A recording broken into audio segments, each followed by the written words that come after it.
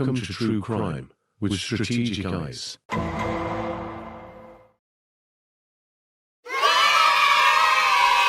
What's going on, guys? Happy Saturday. Hope you guys are having a great weekend so far. Welcome to another edition of True Crime with Strategic Eyes. I got a really good show for you guys today. This one is some really good updates on the Jacqueline Mimi Torres Garcia case. And boy, oh boy, have we learned some very extraordinary things and very sad things. All right. So in the last 48 hours, all parties involved have seen the judge for various reasons. We're going to go through that. We're going to give you guys some updates. But something that I haven't read about or watched because I wanted to do it raw with you guys is that we learned some interesting information. We're going to get the details, but the gist of it is that when DCF stated that they wanted to see Mimi, and the mother said that Mimi was out of state. We all remember that infamous Zoom call where they allowed Mimi's mother to present her via Zoom. And we have professionals that work in Connecticut. We have professionals that work all around the country. We have child protective services specialists that work for that same agency who have reached out to us and tell us that that is not the proper way of doing business. That is not acceptable. Well, it just gets more diabolical, ladies and gentlemen. The reason why it gets more diabolical is because I thought just using common sense and surmising what would be the easiest way to fake Mimi, right? To show them, hey, she's all right, because we knew she wasn't all right. She was probably gone by that time. I think she was gone. She was gone for almost a year. No longer with us when I say gone. No.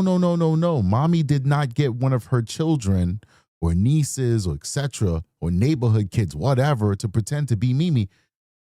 It turns out it was a 22-year-old woman that pretended to be Mimi.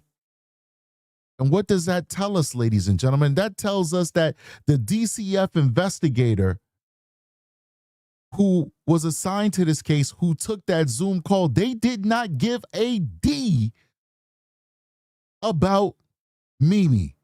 They basically said, oh, I see somebody on the screen, even though that person on the screen looked like a grown A woman. I saw somebody on the screen. All right, case closed. Case closed. How can you mistake Mimi for a 22-year-old woman? There is no mistake. 11 years old. How do you mistake an 11-year-old with a 22-year-old? You don't make those mistakes unless you didn't care. So this story just gets more diabolical as it's processing its way through the courts, and we are on the journey and on the road to justice for Mimi. But we're going to stay on top of this. This shall not be forgotten. We will stay on top of this until the day we hear those words, either guilty by way of adjudication or guilty by way of plea. However, Mimi's family wants to take this. That's how we're going to take it. So let's keep going, ladies and gentlemen. This one's going to be a really interesting one. Let's jump into this. Thanks for joining us this evening for the news at 6. I'm Keisha Grant. And I'm Mike Heideck. Mimi is that 11-year-old girl whose body was found behind an abandoned building in New Britain last year. Today, one of the people charged in her murder was back in court, but it's the testimony of a witness that's making headlines tonight. NBC Connecticut's Melissa Cooney was in the courtroom and joins us now live in Torrington. Melissa, let's talk about that witness testimony. We're hearing these new details for the first time. You got that right, guys. Now, this is one of the 7 witnesses that the state brought forward. Now, we were not permitted to record her, but as we said, I was there and I took notes. So I'm going to read what I noted. She said she is a 22-year-old who says she was asked by Mimi's mother, Carla Garcia, to pretend to be Mimi during a Zoom call with DCF last year. Now, I don't know this ghetto fabulous woman, because she got to be ghetto to say yes to this. But, too often in our criminal justice system, in order to get testimony from people, we give them immunity. That lady should be charged. She's old enough to know better. Obviously, DCF wanted to speak to this child for a reason. You aided and abetted in allowing this child to continue to stay missing and have their body undiscovered for many, many, many more months. this person should be charged. They 1,000% should be charged. They're not going to be charged. Obviously, they're witnesses. But number one, you should be ashamed of yourself. And I know that these people watch this show because I've had people on all levels of this Mimi tragedy reach out to me. Some of them nice, some of them not. Don't care. So I know you're watching it. You should be ashamed of yourself. And I want you to understand when you go to sleep on your soft pillow that some of that blood of Mimi is on your shoulders. Because nobody should ever agree to do what this woman did. Whether it ends in a tragedy or not, that is diabolical and disgusting. Why would your loved one want you to pretend to be a child? If there's no problem, then present the child. Did she not ask, well, why don't you just put Mimi on the Zoom? Why do you want me to do it? Where's Mimi? Can I see Mimi for myself? What are the allegations that's making DCF involved in your life? She didn't ask none of those questions, probably not. She defrauded the government. She defrauded the society. She defrauded all of us. She defrauded Mimi and her little antics. She should be ashamed of herself. Let's keep going. And to reiterate, Mimi was just 11 years old at this point. Even though she was dead, the girl says she had no idea Mimi was dead. She said that she thought Mimi was in another state. 4 witnesses were police officers from New Britain and Farmington. Where's her face? They testified to what Jonaton and They don't Anita show told her them face. after Mimi's body Amazing how they don't show her face. Okay, let's keep going. was found in October. He said Carla told him to move the tote, and he moved it to 80 Clark Street. Did he admit that right away? No. He was kind of like unsure if it was, he didn't commit that he knew it was Mimi's body in the bin when he moved it. He just knew he had to move it, and it smelled bad. He said that he presumed it to be Mimi in the bin. And did he say why he presumed it to be Mimi? He just said because he hasn't seen her in a long time. And he told me it was obvious based off of what Carla was hiding the fact that it was her, or that where she was. They also explained what Nanita told them happened on the day Mimi died, around a year prior. He said he came home and there was blood all over the walls, the staircase in the home. And he had asked what had happened and nobody answered him. Nobody in the home answered. I don't even know if to believe this because you can't believe anything that Jonaton Nanita says. You can't trust this guy because the autopsy said that she didn't die from that stuff. She passed away from not being fed. The autopsy didn't say nothing about blunt force trauma and, you know, all the things that he's describing. He said he came home to see a bloodbath. That's not on the autopsy. Autopsy said that she died slowly, painfully, through not being fed. She literally starved to death. She had 2 berries in her stomach. 2 berries. So what is he talking about? Jonaton, Anita, her mother, her auntie, they're all evil people. And we should not care what either or any or all of them have to say. Each one of them should be charged and tried separately, which is what's happening. And each one should be treated like they are the killer of Mimi because each one of them had a hand in the ending of Mimi. Unbelievable. Can't believe this guy. Some people said 1. Maybe I was too generous when I said 2 blueberries. I remember 2 blueberries. The chat is saying 1 blueberry. Unbelievable. And everybody was there except for Mimi. So he presumed that something had happened to her, but he didn't know what, and he said that he never found out. When he came home, he saw Carla in the kitchen, and Carla said that Mimi was dead upstairs in her bedroom. And what did he say he did that? He said he kind of freaked out, asked Carla about it. Carla took him upstairs to the bedroom. He saw Mimi lying down there. She was purple. She was cold. And he said he did CPR. So he did not call the police. Neighbors from Farmington testified too. Loud and chaotic. Where multiple police reports, DCF reports, noise complaints, and a report to the school district was made by those who live nearby. Neighbors say they were concerned about child abuse and domestic violence involving the kids they knew were present. But when shown this photo of Mimi... Did you ever see the person in this photograph at that condo, 135 Longton Drive? Nope. Never. Nope. And during cross-examination... Neighbor says she never saw Mimi. The house was loud and chaotic. She never saw Mimi. Police said that Nanita had told them that he had a, quote, beautiful relationship with Mimi. Now, we did... Lies, lies, lies, lies, lies. Do not believe Jonaton Nanita. He is all about self-preservation. We reached out to DCF about the comments made from that witness who said she was posing as Mimi on that DCF call. They have responded to us. They say they do not have a comment. Now, to reiterate, Nanita's probable cause hearing will continue here tomorrow. And then this is Connecticut's Nix Mary. Anybody from New York who's like over the age of 40 remembers Nix Mary. And that was New York City's Mimi. This is Nix Mary. Unfortunately got it worse than Mimi because the man was doing horrible things to her in addition to the physical abuse and the starving. But Nix Mary was the 90s for New Yorkers. And this is Connecticut's Nix Mary. And when I say that is because Nix Mary was victimized because New York's Child Protective Services failed her. In the same way that New York's Child Protective Services failed her, guess what? Connecticut is failing, or rather has failed, Mimi. And the funny thing is, I had the opportunity many times to interact with Nix Mary's mother. She's an evil woman. Evil, evil woman. She's at least the last time. I mean, I haven't been there in almost a decade, but when I worked for state prison, she was at Bedford Hills Correctional Facility. I hope she never gets out. Let's keep going. Carla Garcia, the mother of Mimi, and Jacqueline Garcia, the aunt of Mimi, they're back in court here on Friday.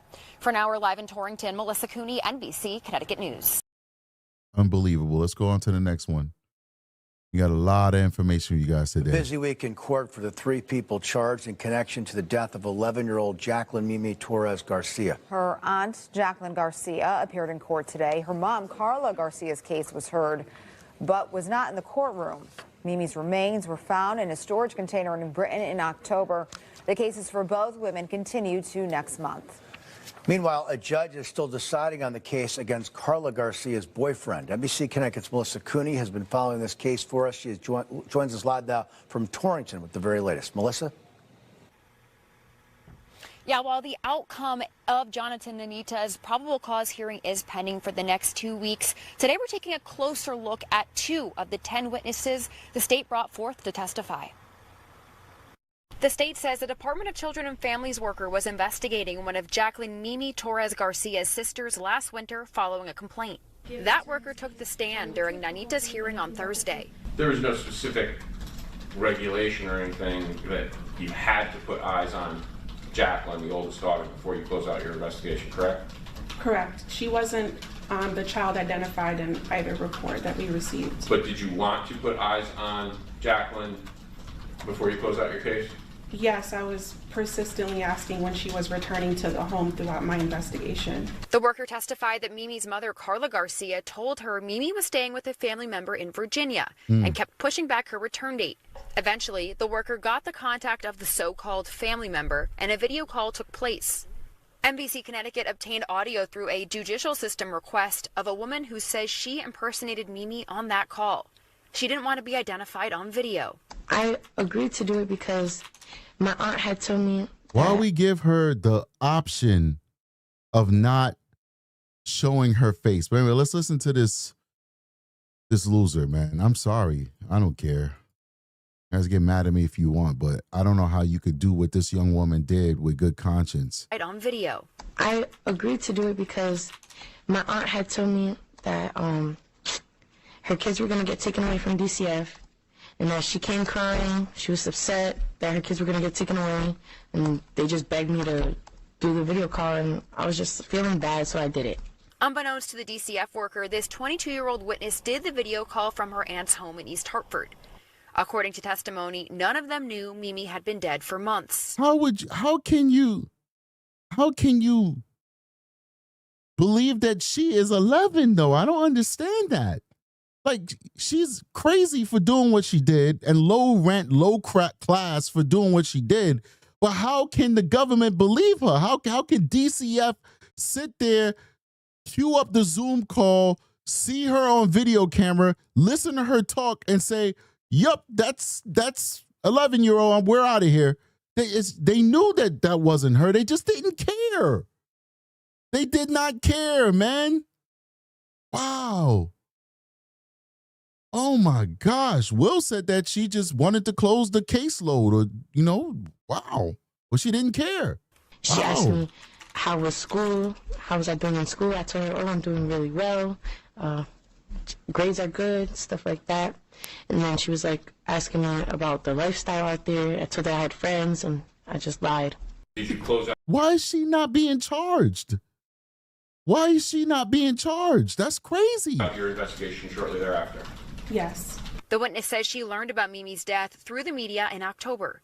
She said she had a FaceTime. And is this the ACS lady, the DCF lady? Because is she still employed? Is this you? Are you the one? Because if you the one, you need to be working in McDonald's or something. We need to get you an application to Burger King. Are you kidding? That's her. Shame on you. Shame, shame, shame, shame, shame. Oh my God. Oh my God. Wow, man, this is crazy. And Connecticut is like, yo, business as usual, no problem. I just lied. She's like, all right, are we done? Do you guys need me as a witness? I got more work to do. I got other kids I got to work on. We don't want you working on nobody, lady.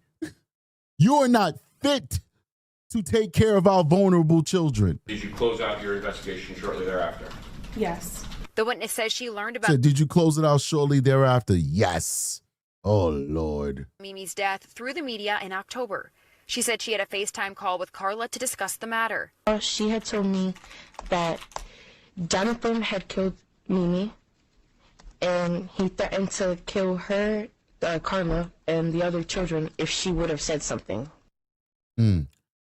Somebody said it right. Somebody said the DCF lady need to be locked up too. They've already tried to do that. I think they actually won in court, not in Connecticut, but in a different state, for negligence.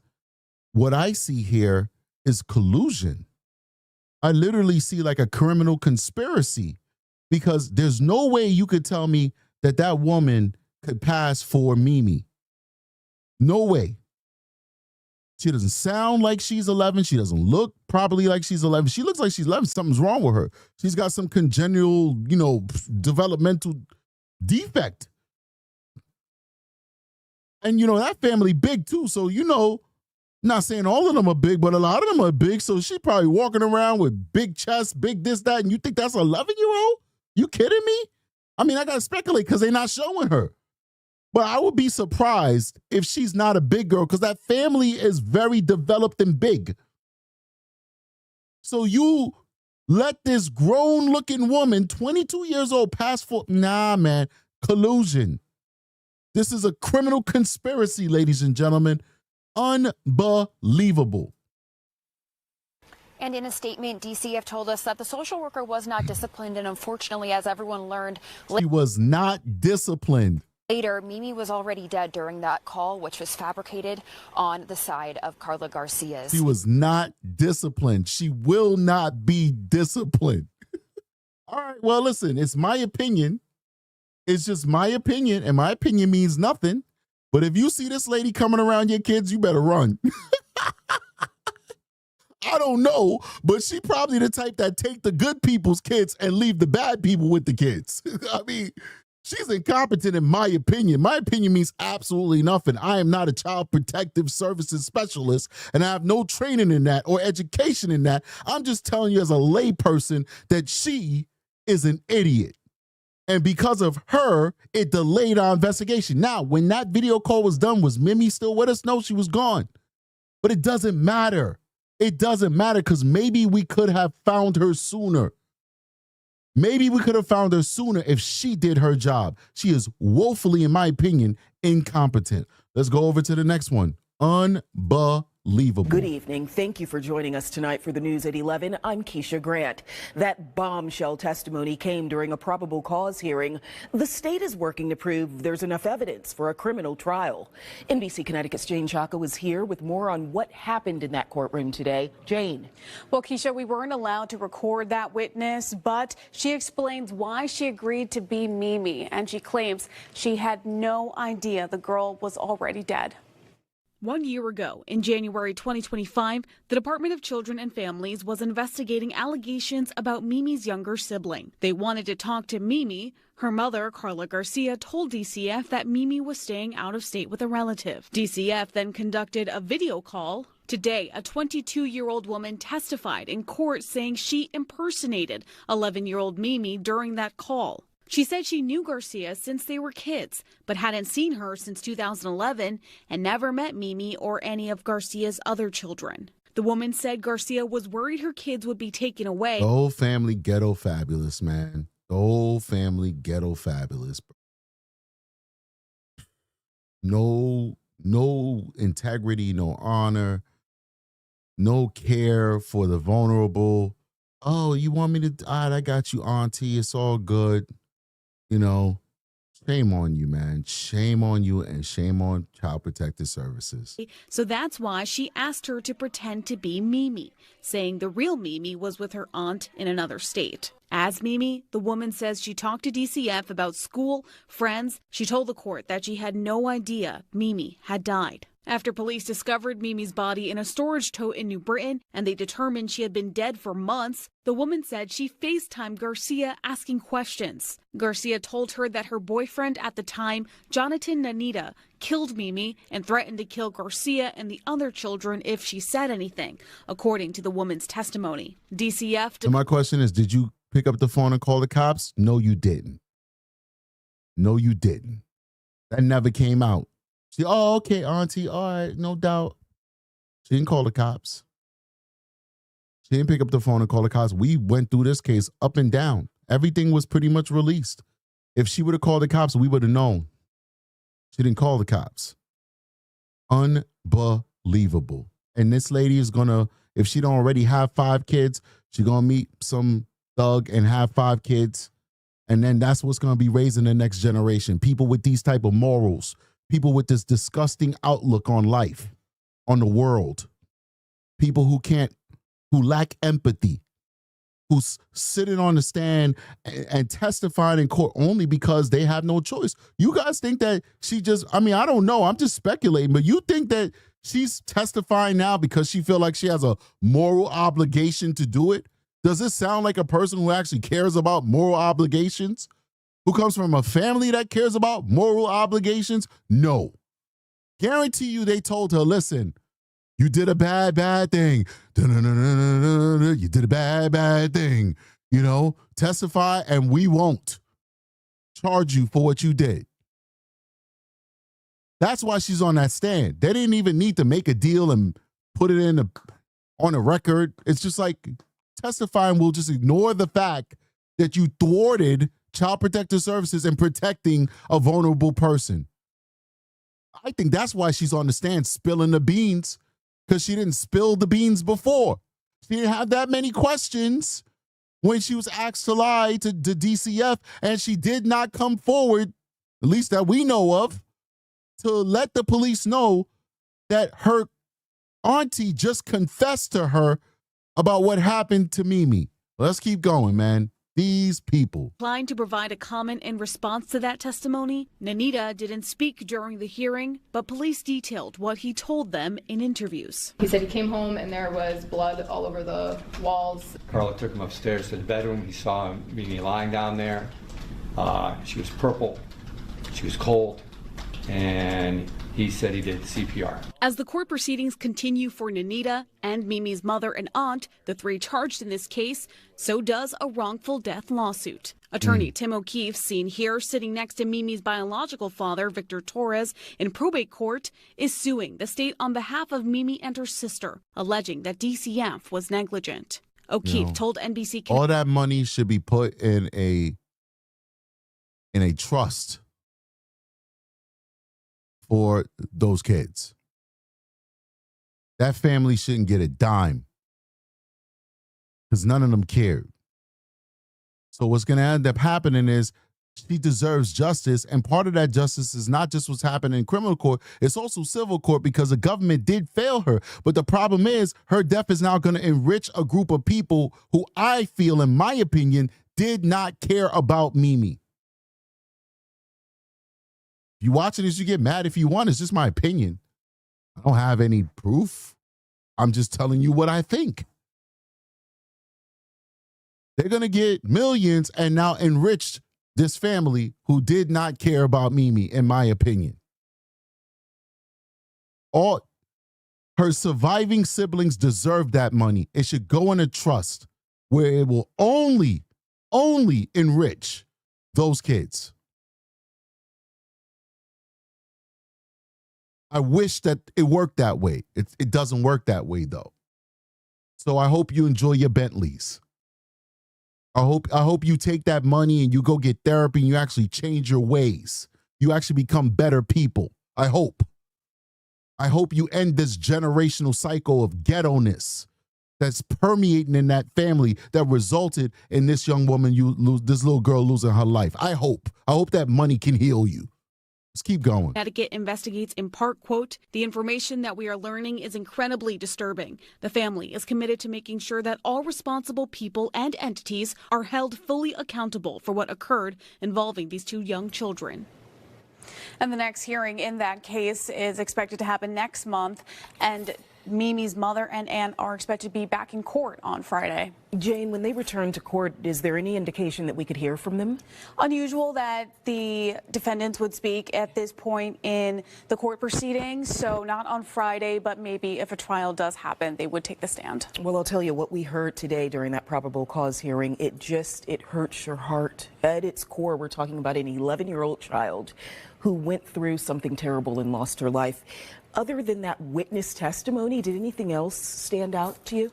So a DNA report from the state lab was brought up, and they found Mimi's DNA on a mattress and on the floor in a basement closet that was in the apartment that Garcia and Anita lived in Farmington. There was also another report that matched a handprint, on the tote where Mimi's body was found, and that handprint matched Anita's. His probable cause hearing continues tomorrow. Well, that's good evidence that they found. Big shout out to everybody who's watching me right now.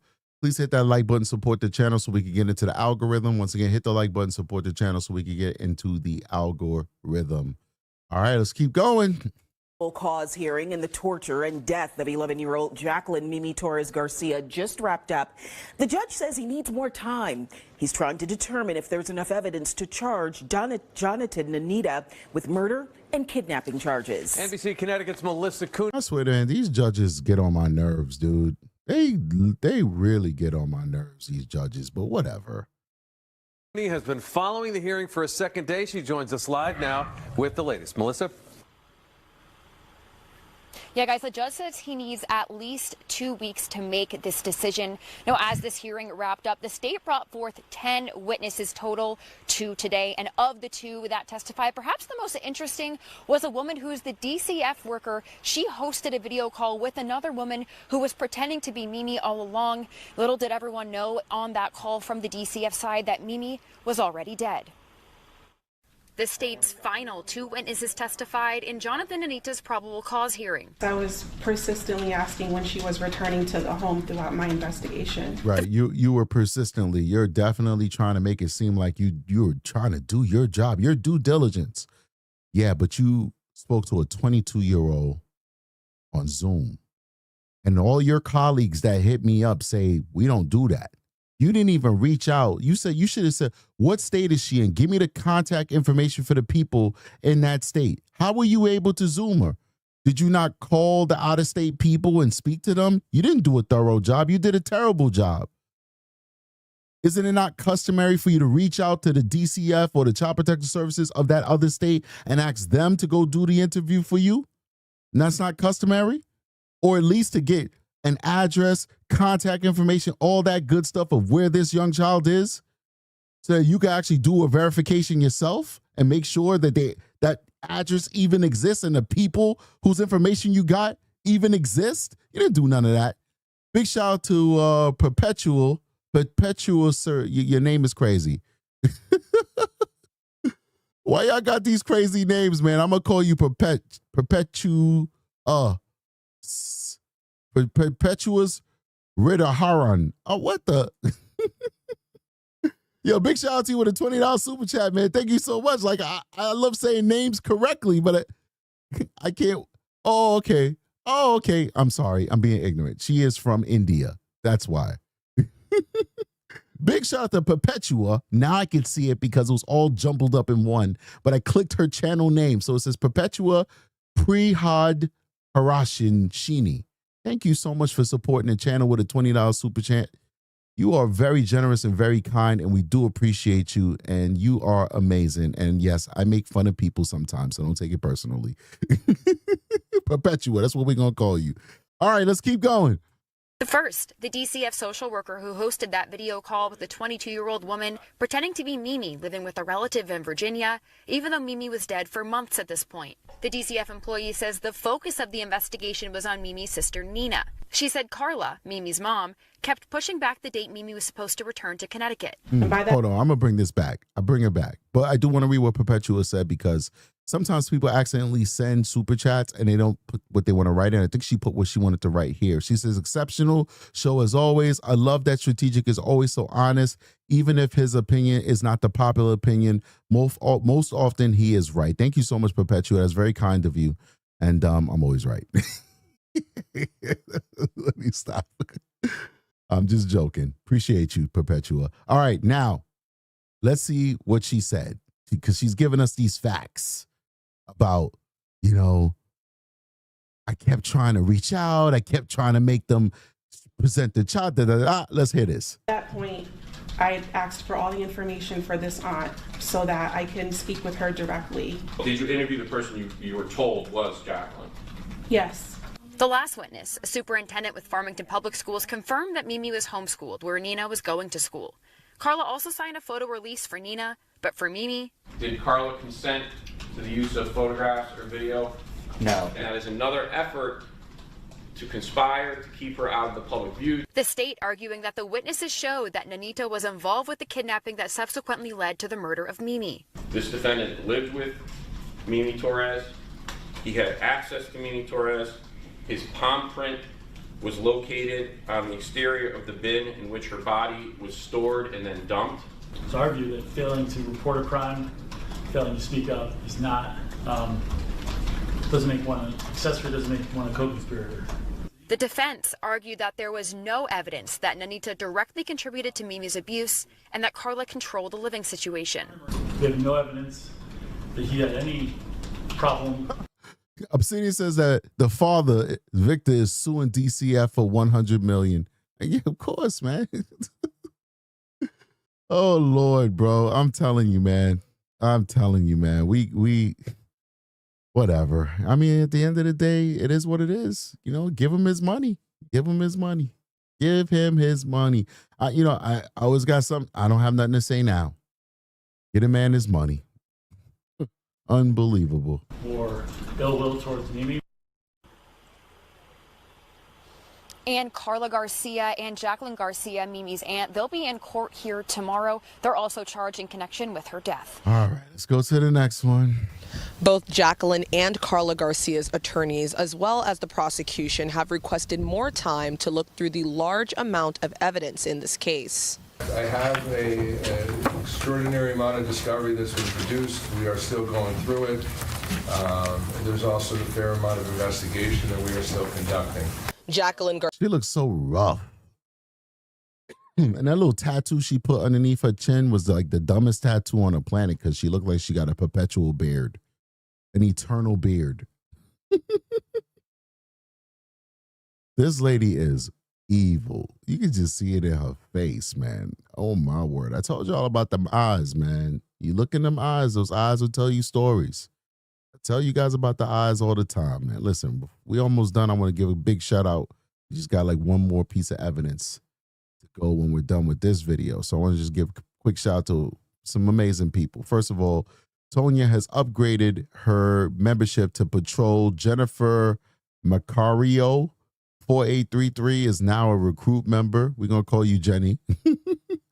Chrissy AP is now Patrol member. Welcome to the family. Perpetua showed us mad love with a $20 super chat. We appreciate you, Perpetua. Mika is celebrating 13 months as a White Shield member. That is a very high tier on the show. Very high tier, and we really appreciate that support. that you're giving the channels, the financial support and the love and the dedication, and we appreciate you.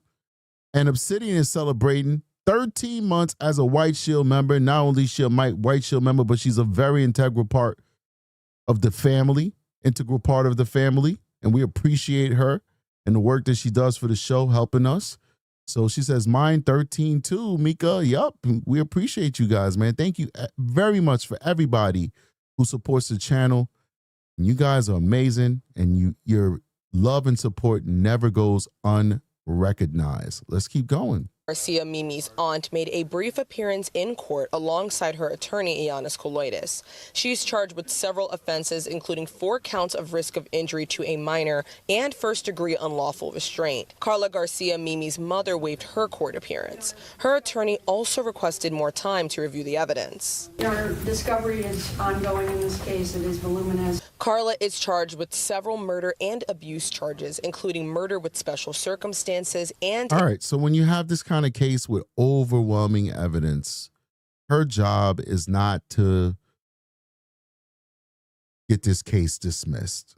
It's not to get a not guilty verdict, because it's not going to happen.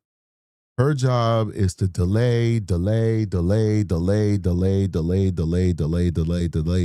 for all eternity. That is her job, and that is what she's doing. Intentional cruelty. Big shout out to MV Ruby, who's now a recruit member. Welcome to the family. We appreciate you. A child. During Carla's last court appearance in November, she waived her probable cause hearing. As for the third person charged in this case, Carla's former boyfriend, Jonaton, his probable cause hearing was delayed for 2 weeks by a judge. His defense attorney says there's no evidence that Nanita participated in the abuse, while the prosecution says he participated in a conspiracy to kidnap Mimi that eventually led to her death. After hearing from witnesses, the defense and prosecution, the judge wasn't comfortable making a decision on the hearing just yet. Jacqueline is expected back in court on March 13th. Carla will also have a hearing that day, but will not be in the courtroom. In Torrington, Alicia Hercules, Fox 61. All right, man.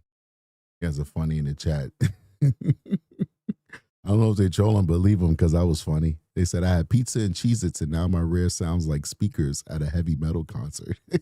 That's funny. Made me laugh. Deb with a $5 super chat says, thanks for keeping on this strategic. We needed you. Appreciate you, man. Thank you so much for supporting the channel.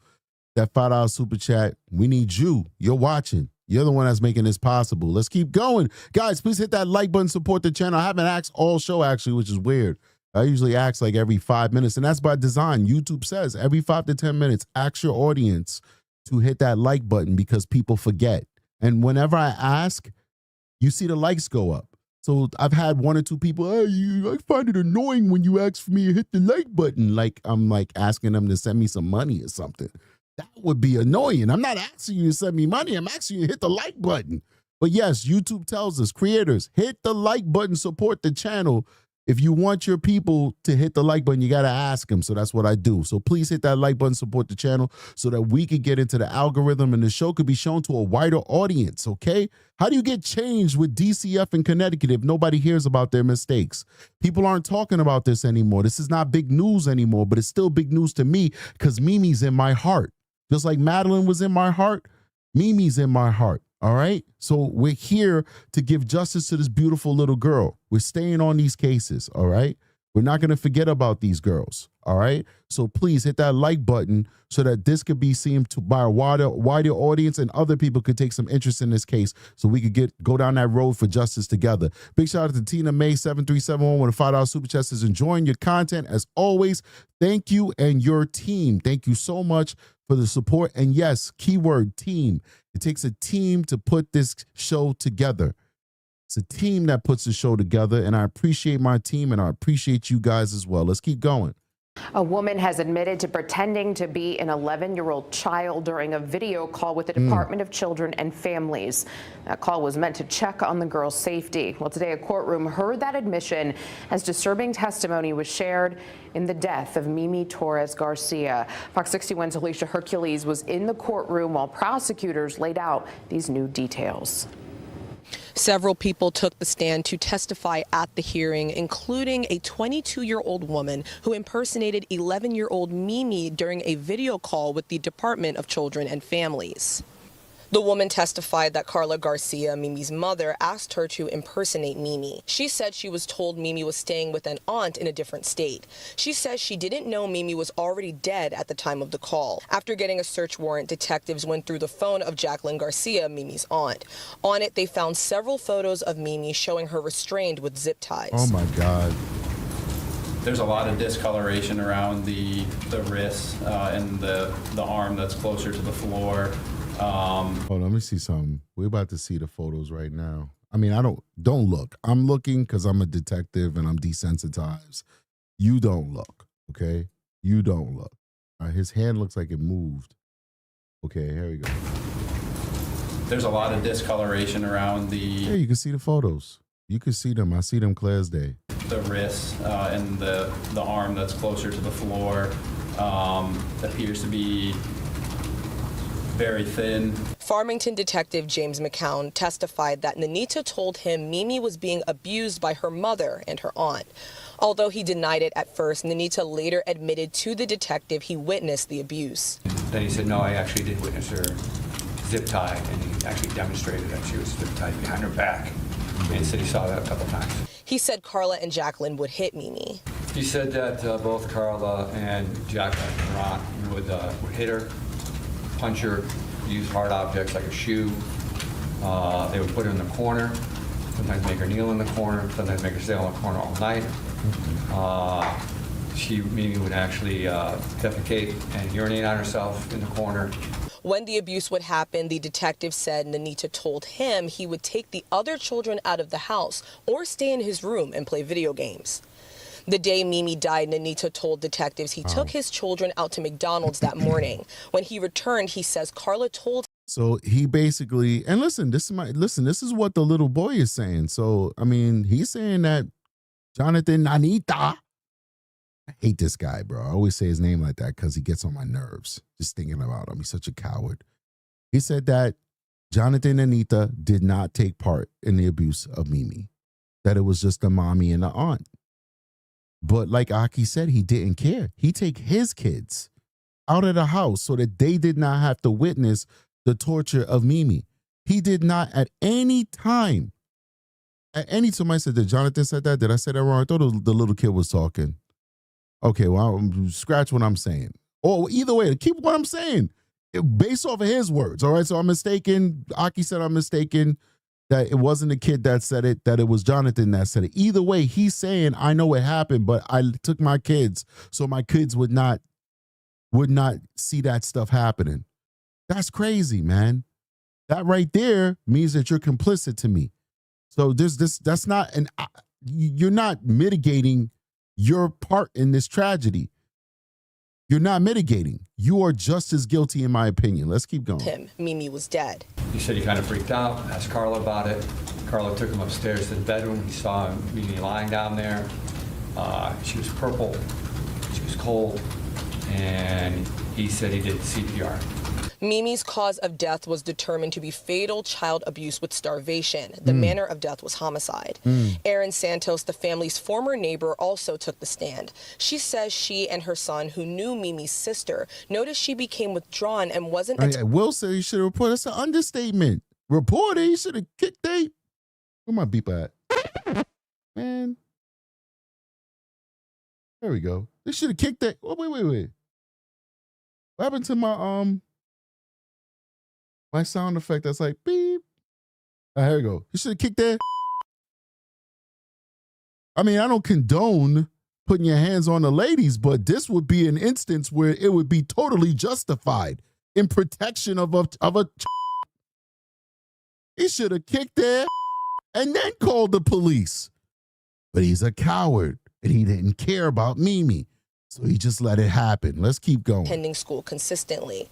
Santos also testified that she never knew Mimi lived in the family's home. So from June when they moved in to November when you said it was more sporadic, they were living there, you never remember seeing her? Never. The probable cause hearing will continue with 2 more witnesses expected to take the stand. Nanita's attorney has yet to argue his case. In Torrington, Alicia Hercules, Fox 61. All right, man. We are definitely going to stay on top of this, man. That's all we got on that one. It was a good update, though. That was huge news. You know, huge news finding out that it was a 22-year-old that was impersonating Mimi. That's huge. And huge was also getting to see that lady. She got to be held accountable, but she's not. She's not going to be held accountable. They said that they're not disciplining her for checking on that box that everything was okay when she saw that 22-year-old. So it is what it is. It's just sad stuff, man. Eastern Girl Crafton says, Natasia, the mother of the girl that posed as Mimi over the phone, grew up with my daughter at my house on West Ave in Willimantic. Ooh. Natasia, the mother of the girl that posed as Mimi. Let me ask you a question. I'm curious because I don't want to be, I said they were big people. Is the daughter of Natasia a big girl? It does matter to me. I'm not shaming people. It does matter because I want to know if it like, does she look like 11-year-old? And is she she's a big girl? Yes, I told you guys because I can hear it in her voice. She was a big girl. Now, number 2, here's another question, Eastern. Is she passable as an 11-year-old? Riddle me that. If you put her on a Zoom, is she passable as an 11-year-old? Waiting for your response. I know there's a delay. We waiting on you, Eastern Girl Crafton. She says, yes, she could be. She could be passed as an 11-year-old at 22? Interesting. Well, I don't know her. Eastern says she knows her. I'm going to take Eastern's word for it. Okay. All right. So, Ines Feliciano, $10 super chat says, thank you, Strategic, for bringing attention to this story. So there you have it. You have a person who claims to know this family. Once again, take it with a grain of salt because anybody could say whatever they want to say. All right. And she says her facial looks are very young looking. I hear you, but I'm going to disagree with you without any evidence. And I'm going to say there's no way on this green fucking earth she looks like 11-year-old. No disrespect, Eastern. I forgot to beep that out. Beep it in. A delayed beep. There's no way on this planet. Send a picture. I won't post her picture. I will not post her picture. Send me a picture, strategiceyeshow@gmail.com. You know her Facebook. And if you don't want to send me the picture, send me her information. I'll look it up. I'm not going to dox this lady. I promise you. I don't play those games because this is a high, emotion case. I would not want to do anything that would imperil anybody else. But I find it hard to believe that she looks like an 11-year-old. She said, not the big lady that I'm talking about the one who posed as Mimi. That's what I'm talking about. The person who posed as Mimi. I don't care about her mama. I care about the person who posed as Mimi. Can they pass as an 11? They're 22 years old at the time of that video. They're 23 now, but at the time they were 22. Can they pass as an 11-year-old girl? That's my question. Just speaking clearly, I'm not yelling at you, by the way. I'm just trying to speak as clearly as possible so you know exactly what I'm asking for. That's the question. I don't know. I find it hard to believe. I've been around a lot of people. She said yes over video chat. Well, send that picture. Send that picture or send that information so we could be a judge for ourselves. We appreciate you saying something, but we don't know you and we don't know if you're real. So we would like to see the proof because there's not many people. Somebody said check the email. I'm going to check the email right now. Not that many people who could pass for 11 who's 22 years old.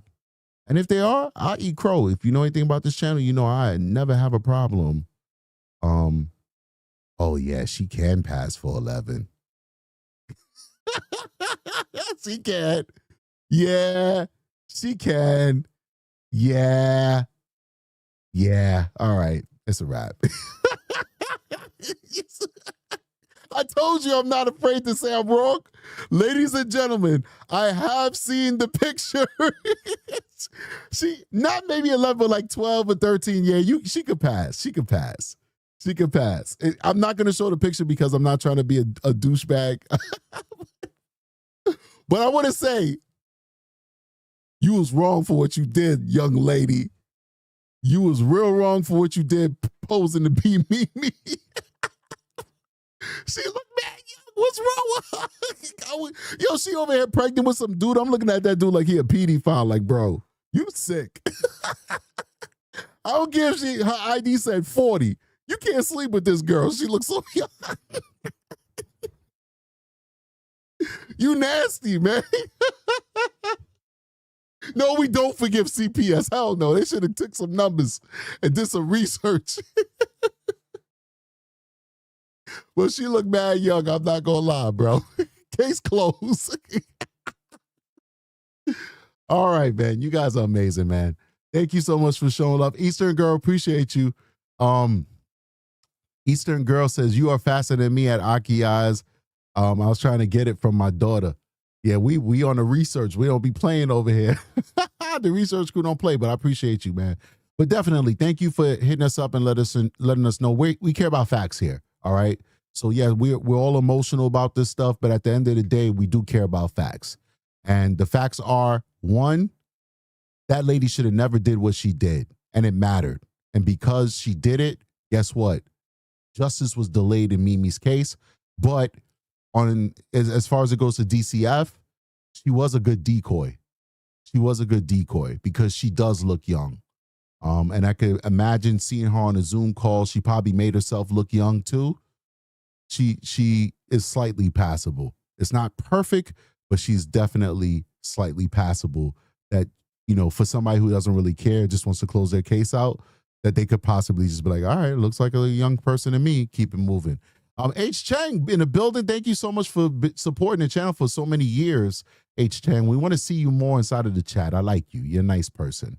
I think you started watching the show when we were covering that young Asian girl who went missing in California. That was a sad case, and obviously she had a lot of things going on. I pray that we don't talk about that anymore because obviously she was a troubled little girl and she needed some help, and we pray that she's doing well now. But since then, H. Chang has been popping in and showing us love, and we appreciate you, H. Chang. With a $5 super chat, he says, sending love and support from California, man. Appreciate you. All right, guys, we had a good show today, and we actually found out some interesting and probative information, such as the identity of the woman who actually testified. And yes, she does look like a young person. She does. Yeah, it is what it is. All right, guys. So, guys, you guys have been amazing. Thank you so much for supporting the channel. Thank you guys for going on this journey with me. Let me just make sure I say what up to everybody who showed love to the channel before I go. Ennis Feliciano with a $10 super chat says, thank you, Strategic, for bringing attention to the story anytime. And I think that's about it. And then we send some love to H. Cheng. All right. I think we got everybody. Perfect. All right. Let's end the show and let's end it right. Guys, love you guys immensely.